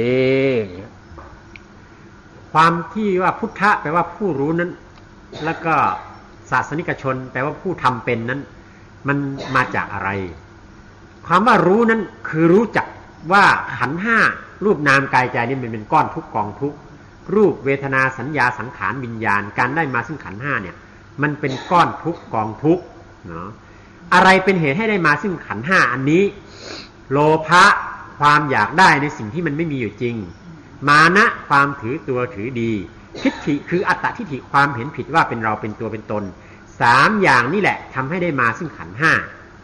เพราะฉะนั้นเมื่อเป็นอย่างนี้แล้วรู้อย่างนี้แล้วทำเป็นอะไรทำเป็นในการที่จะถอนเหตุหรือสมุทัยเหตุที่ได้มาซึ่งขันธ์ห้าอันนี้การที่จะถอนเหตุซึ่งได้มาซึ่งขันธ์ห้าหรือถอนสมุทัยนั้นทำอย่างไรนะก็ถอนความเห็นผิดทำความเห็นถูกต้องให้เกิดขึ้นเท่านั้นเองถอนอัตตาเห็นอนัตตาก็ทำเป็นในการที่จะเอาเหตุทุกข์ออกของอัตตาเนี่ยมันเป็นเหตุแห่งอะไรเป็นเหตุตาที่เกิดเก่เจ็บตายเอาที่นี้อาป่ายาสีผูมีในชำเมืองกวนผูมีในหางเนื้อหาผูมีในเอาอัตตานั่นอ่อนโหน้ำนาเฉลี่ยเหตุช่างห่างป๋องกู้ฉูกเยากู้ฉูกเยาเนี่ยเกิดขึ้นมาเป็นเหตุเกิดในหาขันธาเกิดเป็นในหาผูมีความที่ต้องไปเวียนว่ายตายเกิดในอบายภูมิทั้งสี่คือเป็น สัตว์เดรัจฉานเปรตอสุรกายสัตว์นรกนั้นและความที่ได้มาเกิดเป็นมนุษย์นั้นเอาอะไรล่ะเป็นเหตุนำไปเอาอัตตทิฏฐิความเห็นผิดว่าเป็นเราเป็นตัวเป็นตนเนี่ยนำไปเนาะไปเกิดถ้ายังมีความเห็นผิดเป็นเราเป็นตัวเป็นตนอย่างนี้มันก็จะวนว่ายอยู่ในห้าภพภูมินี้ตลอดเวลากำได้ของหมาหน้านั่นน่ะของหมาหน้าเนี่ยตั้งไทยว่าถือเนี่ยใจคำว่าถือถือลาเนี่ยเฮามีนะเฮามีเงินเฮามีคำเฮามีห่างเฮามีผังเฮามีบ้านเฮามีเมืองเฮามีการเฮามีจองเฮามีอายุใหญ่อาชากใหญ่ว่าใหญ่เนี่ยอันว่าถืออย่างนี้ในข้างว่าหมาหน้าเนี่ยหมาหน้าเนี่ยเป็นเหตุในเกิดเจ็บตายแต่ในเมืองผีหกผูงในเมืองช้างดูบาวาจรานั้นทำมีชิพาผูมีนี่ในเขาเจอชาวเอสผูมีเนี่ยดีเลยกาเตกาเป็นหมาหน้าเอาโหกาเป็นทีนี้พูดถึงมานะนี่ว่าถือตัวถือดีถือมีถือเด่นเนาะภาษาไทยอย่าเรียกว่าถือแปลว่าดื้อรั้นถือตัวถือดีนั่นเองความที่มีมานะถือตัวถือดีว่าเรามีสิ่งนั้นเราเป็นสิ่งนี้เรามียศเรามีศักดิ์เรามีความดีความงามอะไรต่างๆเหล่านี้เป็นเรื่องของมานะทั้งสิ้นมานะนี่แหละเป็นเหตุที่พาให้ไปเกิดในภพภูมิแห่งเทวดาทั้ง6ชั้นและภพภูมิแห่งความเป็นพรหมทั้งหมดนี่คือมานะความถือตัวถือดีนี่แหละเป็นเหตุพาไปตาเตตึกจอเปียตราโลภามาหน้าติริตราฉามโจเนี่ย พอโหดพบญาสานาพุทธาเจ้าก็เขาตีหมดตึกเปียเนี่ยเพราะว่าพบญาสานาพุทธาเจ้าเมื่อไหร่ที่ไปอยู่ในต่างสี่เชียนั่นนี่ปั่นไหว้พ่ายเลยตายเกิดรวมเยี่ยมมาสิบอกความที่รบชนะความโลภะมานะความถือตัวถือดีทิฏฐิคืออัตตาทิฏฐิให้มันหมดสิ้นไปตายไปได้นั้นถ้าไม่พบพุทธศาสนานี่ไม่มีโอกาสที่จะเอามันออกได้เนาะพบพุทธศาสนาจริงๆเมื่อไหร่แล้วเมื่อนั้นแหละถึงจะเอามันออกได้เนี่ยอัตตาเนี่ยมีไว้แล้วอัตตาเนี่ยกันเนี่ยอัตตาเนี่ยมาหน้าเนี่ยพอขึ้นมาจัดเนี่ยอัตตาทิฏฐิเนี่ยอัตตาทิฏฐิเนี่ยมันลูกกระเดมาหลาเนี่ยลูกจอมอารมณ์อายุงกับมากุงหาป้าเนี่ยเกิดขึ้นมานะเพราะว่าใช้กายทิฏฐินี่อัตตาทิฏฐิเป็นตัวเดียวกันทำอันมีอยู่นั่นอำหารเนี่ยนะหันทั้งอาหารเป็นห่างดีเฉียงดีอายความดีอายฉาเลี่ยมดีที่เจออันดีนี่กะง่ายอยู่เนื้ออันดีหรือป้าชัดขันได้จะทำพระป้าตราหลวงชาตูแล้วนี่กล่าวเฮ็ดเป็นของดีของใจมันเนี่ยถ้าเปิดจุ้งขามจามได้ว่าเป็นของมันดีจริงเนี่ยนั่นห้องมีของอาจารย์เกิดมาเป็นเชื้อกายทิฏฐินี่ถ้ากายทิฏฐิมาเป็นยังมาเป็นกามาจันนาเนี่ยอันอัตตาหรือสักยทิฏฐิความเห็นผิดว่าเป็นเราเป็นตัวเป็นตนนั้นมันมาจากอะไรมันมาจากความยินดีในกามคุณทั้ง5นั่นเองความยินดีในการสัมผัสทางตาหูจมูกลิ้นกายใจนั่นเองเมื่อมันมีการสัมผัสแล้วมันเกิดความยินดีขึ้นมาแล้วมันจึงเกิดมาเป็นกามตัณหาความยินดีพอใจในรูปรสกลิ่นเสียงสัมผัสต่างๆเมื่อมันไปเกิดกามตัณหาอย่างนั้นมันก็ยึดผิดว่าเป็นของเราสิ่งที่มากระทบทั้งหมดเนี่ยเสวยผลว่าเนี่ยของเรานะเป็นสิ่งที่เป็นของเราคำได้กรรมมาดันนาไว้กรรมมาดันนาห้ามาเลยแทงดันนาอันใดทั้งหลายเนี่ยห้องมาเลยช่างภาวะดันนานะภาวะอันว่านั้นดันหาเนาะจัดเปลี่ยนหนูภาวะที่เนี่ยเปลี่ยนอันเปลี่ยนเนี่ยอย่างไหน อันนี้ห้องว่าภาวะดันนาภาวะดันหาเนี่ยเป็นที่เที่ยนในเรื่องหนาห้องว่าชัดชาตาทิฏฐิเนี่ยตราอันกาตายเนี่ยนำพันเลยนะพันตราตายมันตราตายเย้าเนี่ยเพราะเกิดเย้าในวันว่ามันดีอยู่ที่เคยถามว่ามันตายเฉยบอกกันเนี่ยนั่นห้องชัดชาตาทิฏฐินี่เกิดมาเป็นอย่างเกิดมาเพราะว่าจันหาจะเป็นมุงมองพร้อมเหมาแทงเพราะเกิดเลยแทงเพราะว่าแทงจาริมาจ้าเนี่ยเจ้านานถือญาติเนี่ยจานหนึ่งเดจานหนึ่งมุงมองอะไรเป็นมาภาวะที่พี่เกิดมาให้ตายกะเกิดมาอะไรกะทำเย้ามาชีปอกปันหัวเนื้อภาวะจันหาชัดชาตาทิฏฐิทีนี้ภาวะตัณหาความอยากได้อยากเป็นอยากมีตัวนี้มันก่อให้เกิดสิ่งที่เรียกว่าสัตตตทิฏฐิคือตายไม่เห็นแต่จะเกิดอยู่ล่ำไปเพราะฉะนั้นการกระทำทั้งหมดเนี่ยเป็นการกระทำบุญทำกุศลอะไรต่างๆเนี่ยก็หวังว่าจะได้เกิดดีสบายกว่าเก่าจึงเป็นสัตตตทิฏฐิตายไม่เห็นแต่ว่าจะเกิดเมื่อเป็นอย่างนี้แล้วมันยังเกิดภาวะตัณหาอยากไปเกิดเป็นนั่นเป็นนี่พบนั่นพบนี่ทำบุญทำกุศลให้ทานเนี่ยก็เพื่ออย่างนี้ทั้งนั้นเลยนะเป็นภาวะตัณหาเป็นสัตตตทิฏฐิคำเนี่ยพอไว้นั่นมาเกิดมาแทงอย่างหนาในวิภาวะตัณหาวิภาวะตัณหาเนี่ยเกิดเป็นมาอุเฉตาทุกที่ทำเกิดสัมพันธ์นะเพราะตายเอาก็เย้าก้นตายเอาก็ก้นเย้าวัวตายก็วัวเย้าควายตายควายเย้าหมูตายหมูเย้าอำได้กัดไปช่างมันตายหาอะไรกว่าเย้าอยู่ได้กินนี่หือกินอยู่ได้ใส่หือใส่อยู่ได้เปลี่ยวให้หือเปลี่ยวจ้าเนี่ยนั่นเป็นอุเฉตาทิฏฐิเข้ามาวิภาวะตัณหาเนี่ยเนื่อกว่าเพราะว่าเนี่ยที่ตราสามตัวเนี่ยโหหน้ามันเป็นอันเดอเป็นอัตตาเป็นเก่าทีนี้มาถึงตัณหาตัวที่3เรียกว่าวิภวตัณหาความไม่อยากได้ไม่อยากเป็นไม่อยากมีตัววิภวตัณหานี้ทำให้เกิดทิฏฐิความเห็นผิดตัวที่เรียกว่าอุเฉททิฏฐิคือความเกิดไม่เห็นแต่ว่าถ้าตายดับแล้วก็หมดศูนย์กันไปเลยอย่างเช่นเกิดเป็นคนถ้าคนตายแล้วก็ตายจากไม่มีละคนไม่มีเป็นหมูตายแล้วหมูก็ไม่มีหมาตายแล้วก็ไม่มีหมาแมวตายก็ไม่มีแมวหมดสิ้นไปเลยตายแล้วเป็นศูนย์นี่อุเฉททิฏฐิเมื่อมีความเห็นผิดอย่างนั้นเลยกระทำบาปทำกรรมไปเลยตามใจตัวเองเพราะเห็นว่าชาตินี้มีชาติเดียวตายแล้วก็ศูนย์แล้วไม่คำนึงถึงอะไรต่อมีอะไรไม่ถึงคำนึงถึงบาปบุญนี่อุเฉททิฏฐิ ทั้ง3อย่างทั้งกามตัณหาภวตัณหาและวิภวตัณหาทั้ง3อย่างนี้ใครล่ะเป็นผู้ก่อร่างสร้างทำให้เกิดอัตตทิฏฐิความเห็นผิดว่าเป็นเราเป็นตัวเป็นตนนั่นเป็นหัวหน้าใหญ่ทำให้เกิดสิ่งเหล่านี้ขึ้นมาเพราะว่าแล้วมีเราเนี่ยก็จะได้กัดเหยียดเนี่ยเพราะยังมีเราอยู่เพราะไหนจึงแต่เด็กกัดเหยียดเนี่ยมีเนี่ยผู้เก่าหอกเนี่ยเป็นผู้เก่าหอกนะเพราะมีเก่าเนี่ยผู้หอกก็มีนี่เขี้ยวเก่าบางเนี่ยเพราะว่ามีเก่าเนี่ยเขี้ยวก็วางก็มีนี่ยังมัวจังไปเจี๊ยบขาเจี๊ยบตีนเจี๊ยบมือเจี๊ยบก้นมีตีนเนี่ยมีมือมีขาก็เจี๊ยบมีนี่อันว่าตีนเจี๊ยบมือเจี๊ยบหัวเจี๊ยบขาเจี๊ยบที่นั่นเป็นช่างหน้าเนี่ยเป็นของอัตตาเฉยๆปิ้งหยาบเลยอัตตาอันนั้นเป็นเฉพาะตราเดียวๆกันอันห้องต่างปิ้งหยาบจังโมจังเปียจะมีอยู่ในโลกาเนี่ยพอห้องต่างอันนั้นรัดตัวกันทั้งเสียงทั้งดวงเป็นของอัตตาเนี่ยอัตตาเลยจังปิ้งหยาบมันเป็นอันเดียวกัน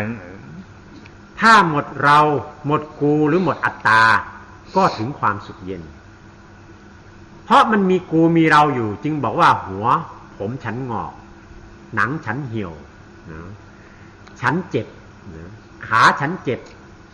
หลังฉันเจ็บนะท้องฉันเจ็บเอวฉันปวดมันมีฉันคือมีกูอยู่นั่นเองมันถึงมีเจ็บมีปวดมีทุกสิ่งทุกอย่างมีเกิดมีตายนะถ้าเอากูเอาเราออกเสียแล้วมันก็หมดไม่มีอะไรเหล่านี้มันไม่มีใครไปรับสิ่งเหล่านี้จบกันตรงนั้นเองถึงความสุขเย็นแต่ที่เอาเล่าออกงั้นในบ้านใจตราพุทธาเจ้าของเจ้าโกรมาเจ้าพุทธาเจ้ากุเจ้านั่นมีตราเนี่ยเจ้าเปจิก้าพุทธานี่ก็หมอเอาทุกข้าอันนี้จะออกเคยได้เป็นนิจจาสุขะไว้เลยนะอันหมอเอาอนัตตาเอาอัตตาออกก็ได้เป็นอนัตตาเนี่ยเขาเป็นไหนเนี่ยการในอากาศฉาวกมาฉาวกเขาก็มัดถ่อมเอาการแข่งการชวนพระเป็นเจ้าจะได้หมอออกกว่าเนี่ยปกติฉาวกเจ้านายเขาทั้งเสียงทั้งดูก็มาทำการแข่งการชวนไล่พระเป็นเจ้าออกก็หมอออกกว่าเนี่ยพวกท่าเจ้าเขาเฮ็ดมาหามา6 ปีจังนี้หมอเพราะหมอเนี่ยก็อัตตาดันตัวกว่าเนี่ยเกิดขึ้นมาเป็นสมาสัมพุทธายาวผู้ที่ได้ค้นพบวิธีเอากูหรืออัตตานี้ออกนั้นคือใครมีแต่พระสัมมาสัมพุทธเจ้าสมณโคดมพุทธเจ้าและพระพุทธเจ้าทุกๆพระองค์เท่านั้นเองท่านทั้งหลายเหล่านี้ได้ค้นพบวิธีที่จะเอากูออกเอาอัตตาออกนอกเหนือจากนี้ไม่มีใครแม้แต่พระปัจเจกพุทธเจ้านั้นท่านก็ไม่ได้เห็นไม่ได้เข้าถึงนิพพานด้วยความเห็นอนัตตาท่านเห็นอนิจจังเห็นทุกขังแล้วท่านก็เข้าถึงธรรมเนาะมาสั่งสอนก็ไม่ได้แต่พระสัมมาสัมพุทธเจ้านั้นเมื่อพระองค์ได้ทรงค้นพบวิธีการที่จะเอากูออกแล้วก็นำความรู้อันนั้นมาสั่งสอนแก่พุทธสาวกทั้งหลายพระอริยเจ้าทั้งหลายพระอรหันตเจ้าทั้งหลายที่ดับขันธ์ปรินิพพานตามไปจำนวนมากมายมหาศาลนั้นก็ล้วนแต่ได้เดินตามการค้นพบที่พระพุทธเจ้าทรงค้นพบ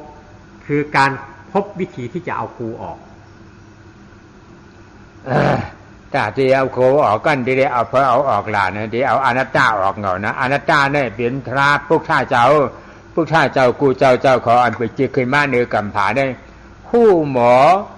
ผู้ชังหนาผู้ทุกข้าเสียจ่านะผู้ทุกข้าเอานี่หมอชังหนาเนี่ยหมอว่างเป็นเหตุทุกข้าเสียจ่าลงอันว่าสมุทัยรอผ้าหมาหน้าดิทีนั้นอันผู้เลยหมอไม่ได้เป็นตราตัวใดผู้ก็หมอหลาเนี่ยเป็นตราสมาธิที่สมาสังกปาเนี่ยก็หมอเย่านั่นเนี่ยเป็นชังหนาเนี่ยหมอเย่านั่นเป็นนี่รอท่าเสียจ่าเนี่ยเป็นแม่กล้าเสียจ่าได้เป็นตราผู้หมอผู้เสวางแต่อัตตาทิฏฐิวิจิกิจฉาเนี่ยผู้หมอเป็นอันผู้หมอวางเป็นเย่าตัวไก่เย่านั่นเป็นอย่างเป็นนี่รอท่าเสียจ่าเนี่ยเอาแม่กล้าเสียจ่านั่นกะติ๊กสมมุติอาเสียจ่าเพราะสมมุติอาเสียจ่ารับหายเย่านี่ก็ตัวข้านก็ดีรับหายกว่าเนี่ยเป็นนี่รอท่ากว่าผู้ที่วิธีการที่จะเอาอัตตาออกนั้นน่ะใครเป็นผู้เอาอัตตาออกอัตตาความเห็นผิดนั้นน่ะใครจะเป็นผู้เอาออกก็สัมมาทิฏฐิความเห็นถูกต้องคือเห็นว่าเป็นอนัตตาอะไรจะเป็นผู้เอาออกเมื่อไรเห็นเป็นอัตตามันก็ออกเองเนาะอันนั้นทีนี้เมื่อมาพิจารณาตามอริยสัจทั้ง4นั้นปัญญาสัมมาทิฏฐิสัมมาสังกัปปะ2ตัวปัญญามรรค2ตัวแรกนี่แหละสำคัญเพราะมันเป็นผู้ไปเห็นทุกข์เมื่อเห็นทุกข์แล้วมันพิจารณาเข้าไปในก้อนทุกข์กองทุกข์ก็เห็นความจริงว่าทุกข์นี้บังคับไม่ได้ก็คือเห็นอนัตตานั่นเองเมื่อเห็นอนัตตาอย่างนั้นแล้วนั่นคือ การไปเอาเหตุทุกข์หรือสมุทัยคืออัตตาออกเอาเหตุสุขคือเห็นอนัตตาไปต่อสู้กับเหตุทุกข์คืออัตตาเมื่อเหตุทุกข์ดับผลทุกข์ก็ดับเมื่อผลทุกข์ดับแล้วสิ่งที่เหลืออะไรสิ่งที่เหลือก็คือนิโรธะความสุขสงบเย็นนี่คืออริยสัจทั้งสี่โดยย่อโดยสรุปพวกท่าผ่าฉานว่านั่นที่หู้ง่ายมันเนี่ยหมอวางเปียดเหตุทุกข์หมอรับเอาเหตุผลสุขอันหมอว่างเป็นเหตุจุ้งเป็นเพราะก็หมอว่างล่ะนี่ท่านเป็นสมาธิสมาสักปะก็ว่างนะอันหมอรับเอาเหตุสุขเงินท่านเป็นสงบเป็นนี่โลธาก็หับรับพระเอานะเตียนจุ้ข้ารับหมอเดินหายกันนั้นท่านเป็นสงบเป็นนี่โลธาเจจ่าเนี่ยพวกท่าผ่าฉานว่านั่นผู้หมอปองแจ้งเลี้ยงใจเชื่อจ่าฉีเบืองฉีป้าในหมอว่างเปียจุกหมอรับเอาเหตุสุขเลยผลสุขเนี่ยหมอว่างเป็นเหตุจุกเลยผลจุกสองมิวเนี่ยหมออย่างไหนในห้องว่าคนพวกท่าผ่าฉาว่าเป็นพวกท่าผ่าฉานางไหนเอากูโก้กูกวนอัมบาเล็กอัมบาเหยอเพราะสักเจ็ดขวบขึ้นเนื้อมือเหนือกว่านั่นเนี่ยถ้าเกมหมอได้มากผลนี่บานกูโก้อยู่ยาวเนี่ยเพราะว่าห้ามเป็นคนพวกท่าผ่าฉาเจ้งนางไหนแน่เนี่ยเขาใครอยู่ที่เลยอยู่ล้าแต่ได้มากผลนี่บานเนี่ยมีจางอะไรมาเพราะฉะนั้นเมื่อมาถึงตรงนี้แล้วความหมายของคำว่าชาวพุทธนั้นก็คือผู้ที่รู้จักวางเหตุทุกข์และสามารถรับเอาผลสุขคือนิโรธะหรือนิพพานได้นี่แหละคือชาวพุทธเนาะตะกาเขาเคยอ่อนกันเฮ็ดจามตัวคำเหนียวคำได้นะเป็นว่าในโลกาในเข้าพักกันนั่นเข้าพักกันในหวานเนี่ยพร้อมเลยกินด้วยห้ามกับว่ามันหวานเนี่ยเปิดเนี่ยเขาเปลี่ยนกวนน้ำเตียมทวนกวนน้ำลักหลีเนี่ยนะวันมาเขาพักอันในหวานหนาเนี่ยเขาว่ากินด้วยกันเดี๋ยวเพราะกินด้วยมันหวานเจ้เนี่ยก็จังข้อว่ามันหวานในจังที่หัวมันหวานเนี่ยนะในตราดังเสียงดังหลวงอันห่อมาในกำผ่าโลกาเก่าห่อมาห่อในก็เจ้งกันเก่าเมื่อมาปลูกโชเขาว่าขอกใจแล้วนี่ก็เฮ็ดด้วย3 วัน 7 วันเนี่ยมันใจนี่ก็หัวนั่นนะมันก็ยุบหนอพองหนอใจแล้วนี่ก็มันก็เฮ็ดด้วย3 วัน 7 วันอธิษฐานเฮ็ดด้วยนี่หายใจเข้ายาวออกยาวเข้ายาวออกยาวนี่ก็เอาอธิษฐานใน3 วัน 7 วันเฮ็ดด้วยนี่นะแต่เอากึ่งมองกว่าในตัวถึง3 วัน 7 วันนั่นน่ะนี่ก็เกิดได้ฮู้พรดีมันน่ะนะกันในอันตราปอมหมุนเท่าทีมาออกลำออกกระทบปันอยู่นั่นน่ะจริงแต่ได้วางเป็นอัตตาหาเอาอนัตตาเพราะอนัตตาเกิดแล้วอัตตาตกก็ในจริงมันเป็นชังหรือชดาปานเป็นชังเหยาเดี๋ยวนี้เป็นชดาปานกาเนี่ยเพราะหมาหน้าตกก็เป็นชดาปานเนี่ยชังตกหล่ะเนี่ยชดาปานใช้กระดาษกันเนี่ยอัตตาตกหนังกันเนี่ยนะขา2 ก้อนเนี่ยนี่ห้องชดาปานใช้กระดาษกันเนี่ยเพราะหมาหน้านั้นตกก็เป็นพระราเนี่ยเป็นอนาคาเนี่ยอรหันต์จ๋าเนี่ยเนื้อกาตรา2 กูเนี่ยเขาเฮ็ดด้วยไปเฮ็ดด้วยเพราะอัตตาเขาตกเนี่ยเขาดีเป็นชดาปานใช้กระดาษกันกว่าพอเป็นหมาหน้าเขาตกเนี่ยก็เขาดีเป็นอาณาการอรหันต์จ๋ากว่าเนี่ยเฮ็ดจามตัวกำเหนียวพ่อบอกว่าอันอาหารอร่อยมีคนมาเล่าให้เราฟังนั้นถ้าเรายังไม่ได้ลงมือชิมด้วยตัวเองจนรู้รสแล้วจะตัดสินว่าอาหารนี้อร่อยอาหารนี้ไม่อร่อยอันนั้นเป็นการตัดสินของคนที่ไม่ได้ใช้ปัญญาไม่ใช่คนมีปัญญาตัดสินเพราะตัดสินด้วยความคิดต้องลงมือชิมด้วยตัวเองจนรู้รสแล้วถึงค่อยตัดสินว่ามันอร่อยหรือไม่อร่อยเช่นกันธรรมะคำสอนต่างๆที่มีผู้สั่งสอนไว้มีมากมายเหลือเกินในโลกนี้อันไหนก็ว่าอร่อยหมดเราต้องชิมดูแล้วถึงค่อยตัดสินมีคนบอกว่าพุทโธดีตั้งใจจริงๆเอาจริงๆเลยอธิษฐานเลย3 วัน 7 วันตั้งหน้าตั้งตาเอาพุทโธจริงๆจนครบ7 วันแล้วค่อยมาตัดสินว่ามันเป็นยังไงเขาบอกว่าพองหนอยุบหนอดีอย่าเพิ่งไปตัดสินเลยพองหนอยุบหนอไม่ดีสู้พุทโธไม่ได้อะไรต่างๆไม่ต้องว่าลงมือทำไปเลยตามวิธีการของพองหนอยุบหนอพิสูจน์คือลงมือกินด้วยตัวเองชิมด้วยตัวเองแล้วค่อยบอกว่ารสชาติมันเป็นยังไง3 วัน 7 วัน 10 วัน 15 วันแล้วแต่เช่นเดียวกันอันที่หลวงพ่อทีได้มาแนะนำอยู่ในวันนี้นั้นคือวางอัตตาค้นหาอนัตตาพูดโดยสรุปก็คือค้นหาอนัตตาค้นหาสิ่งที่บังคับไม่ได้ที่มีอยู่ในใจเราเนี่ยให้เจอเมื่อค้นเจอแล้ว ผลที่จะได้รับเกิดขึ้นคือถ้าเห็นอนัตตาอัตตาก็ดับเมื่ออัตตทิฏฐิวิจิกิจฉาดับลงท่านจะได้เสวยผลในความเป็นพระโสดาบันหรือพระสกิทาคามีไม่ใช่สิ่งวิเศษอะไรมันเป็นธรรมชาติเมื่อเราทำเหตุถูกต้องก็จะได้รับผลเท่านั้นเองถ้าหากว่าท่านเจริญต่อไปอีกแล้วเอามานะออกได้ความถือตัวถือดีออกได้ท่านก็จะได้รับผลคือความได้เสวยผลแห่งความเป็นพระอนาคามีหรืออรหัตตผลนี่เป็นสมบัติที่ท่านพึงจะได้นี่เป็นคำท้าทายให้ท่านลองชิมดูลองดูสิชิมแล้วลองดูสิ3 วัน 7 วัน 10 วันลองดูแล้วท่านจะได้รู้รสด้วยตัวของท่านเองคำในคำเหลียวยานเดี๋ยวในตะกาเขากูก็กูกวนเยอะเกี่ยวกูก็กูกวนเนี่ยจามเตคำเดียวนั่งขายขวดเทียวเอามือสองคอนต่างถ้าคอนขาต่างคอนใช่เทียวเนี่ยจึงรับตาเนื้อเปิดตาญาเป็นญาตาญาเป็นญาเป็นเนเป็นตาธรรมะทิฏฐินะธรรมะแสงกป้าตาสองคอนในห้องตาญาเป็นญาตาที่หันตั้งกามากขวดนี่ป่านกัดเย็นเป็นตราสองตูเนี่ยเอาเนี่ยรับตาเฮเรเอาตาญาเป็นญานั่นก็ไหวเฉยที่ใจหลวงเขาห้องว่ามโนตลาวาจารมโนบุกโทก็ว่าใจนั่นมันเปลี่ยนใจเช่นนั้นมันเปลี่ยนใจเป็นคุณหอคำเบิ้ลเนี่ยเป็นคุณหอคำใจดังบดดังปีได้พวกทอเนี่ยมันใหญ่เสียเบิ้ลนะมโนตลาวาจารเนี่ยมันเปลี่ยนผู้พวกฟังเนี่ยใจดังเสียงดังหลวงเอากับไหวที่มันนั่นลาเผียไหวที่มันเหี่ยยักขึ้นในขันธากายาเจ้าเก่าเนี่ยมันมีฌานในขันธากายาเจ้าเก่าเนี่ยมีรูป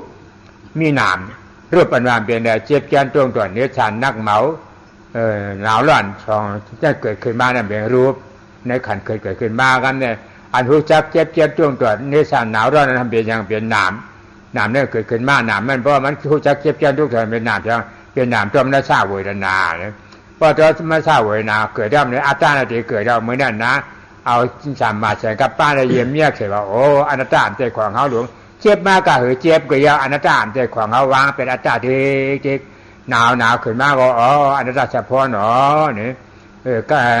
ไม่ขึ้นมากกว่าอนัตตาเฉพาะหนอเนี่ยมันปรุงออกนอกขันกะจับการงานกูสามกูเปลืองล้านเขาเสียงเขาทั้งบดทั้งพิษเนี่ยก็มันลูกที่ใจเรื่องออกกว่าก็เองก็มันมีดีแก่ไปกล่าวที่นอกกันไปเอาที่ใจหลวงกันหู้จักว่าเจียงใหม่กรุงเทพพายาเมืองพันในล้านในแสงเงินไม่เกิดขึ้นมากกันเมื่อเกิดขึ้นมากก็ว่างไงเดินอนัตตาใจของเขาหนอเนี่ยพึกว่างกันในกำเดียวเนี่ยเดี๋ยวยามเดี๋ยวในกาตะกาเขากูก็เนี่ยพึกหิรับตาเอาตาญาณเนี่ยหา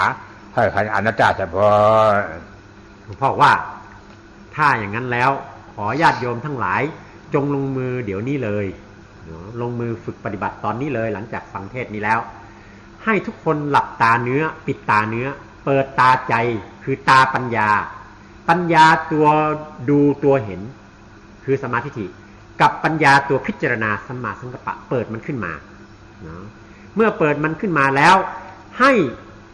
เฝ้าดูเข้าไปในกายและจิตนี้ในกายและจิตของเรานี้มันจะมีอะไรบ้างมันจะมีสภาวะรูปคือสิ่งที่มากระทบสัมผัสความเจ็บปวดเต้นตอดเหน็บซ่านเจ็บปวดเต้นตอดเหน็บซ่านโยกโอนไหวนิ่งนี่เป็นสภาวะธาตุลมความร้อนหนาวเย็นอุ่นนี่เป็นสภาวะธาตุไฟความหนักเบาแข็งอ่อนนิ่มกระด้างนี่เป็นสภาวะธาตุดินความซึมซับเอิบอาบเกาะกลุ่มกันเข้าหรือแตกแยกออกไปเป็นสภาวะธาตุน้ำสภาวะรูปนี้เมื่อมันเกิดขึ้นมาแล้วมันเกิดที่กายแต่มันจะไปรู้ที่จิตจิตใจตัวผู้รู้หรือจิตใจตัวผู้รับรู้ความรู้สึกนั่นน่ะอยู่ที่ไหนจงเอาตาปัญญาสัมมาทิฏฐิสัมมาสังกัปปะค้นหาให้เจอแล้วเฝ้าดูตรงนั้นเฝ้าดูที่จิตรู้นั้นเมื่อเฝ้าดูที่จิตรู้นั้นแล้วเช่นความเจ็บเกิดขึ้นที่แข้งขาก็ตามมันจะไปรู้สึกขึ้นที่จิตเมื่อรู้สึกขึ้นที่จิตนั้นเรียกว่าเวทนาเมื่อมันรู้สึกขึ้นที่จิตอย่างนั้นแล้วปัญญาสัมมาทิฏฐิสัมมาสังกัปปะนี่มันจะทำงานสัมมาทิฏฐิจะเห็นความรู้สึกเจ็บจะรู้สึกความรู้สึกเจ็บที่จิตรู้สึกเวทนาอันนั้นปัญญาสัมมาสังกัปปะก็พิจารณาเข้าไปว่าความรู้สึกเจ็บที่เกิดขึ้นที่จิตนั้นเป็นอนัตตามันบังคับไม่ได้สั่งบังคับมันไม่ได้เมื่อชี้บอกอย่างนั้นแล้วสัมมาทิฏฐิก็เฝ้าดูด้วยความรู้ว่ามันเป็นอนัตตาเนาะ เฝ้ารู้จิตที่มันทุกข์ทรมานนั้นว่ามันเป็นอนัตตาบังคับไม่ได้นี่คือวิปัสสนาหรือถ้าจิตมันฟุ้งแลกออกไปฟุ้งไปหาบ้านหากิจการงานไปหาข้าวของเงินทองญาติพี่น้องลูกหลานต่างๆมันก็ฟุ้งออกไปจากจิตนั่นแหละมันคิดออกไปจากจิตนั่นแหละจับให้ดีพิจารณาให้ดีมันฟุ้งออกไปจากจิตเพียงแต่เราจับพิจารณาตรงที่จิตที่คิดนึกนั้นว่ามันเป็นอนัตตามันบังคับไม่ได้นะมันมีเหตุมีผลของมันจึงคิดฟุ้งออกไปเมื่อพิจารณาเห็นเป็นอนัตตาอย่างนั้นอยู่เรื่อยๆความเป็นอัตตาที่มันเกาะกุมอยู่ที่จิตตัวรู้สึกหรือจิตเวทนานั้นมันก็จะตกไปนี่แหละคือวิปัสสนานี่แหละคือการฝึกหัดปฏิบัติเบื้องต้นง่ายๆขอให้ท่านทั้งหลายลองทำดูอย่างเดี๋ยวในนำเทศจากนี้ไป10 นาทีเป็นเวลา10 นาทีขอให้ญาติโยมทั้งหลายจงนั่งหลับตานั่งขัดสมาธิตัวตรงหลังตรงนะหัวตั้งตรงปิดตาเนื้อเปิดตาใจเฝ้าดูที่ใจที่รู้สึกนั่งเฉยๆเฝ้าดูที่ใจที่รู้สึกนั้นมีเจ็บปวดเกิดขึ้นมีแสงมีเสียงเกิดขึ้นมีความรู้สึกอะไรเกิดขึ้นมันกระทบรู้ที่กายแล้วไปปรากฏที่จิตให้พิจารณาที่จิตที่รู้สึกนั้นว่ามันเป็นอนัตตาพิสูจน์ความจริงก็ได้ว่าความเจ็บที่เกิดขึ้นที่ร่างกายความไม่สบายที่เกิดขึ้นที่ร่างกายมันปรากฏรู้ที่จิตทั้งสองที่เนี่ยบังคับไม่ได้มันเป็นอนัตตาจริงหรือเปล่าอย่างนี้ก็ได้นะพิสูจน์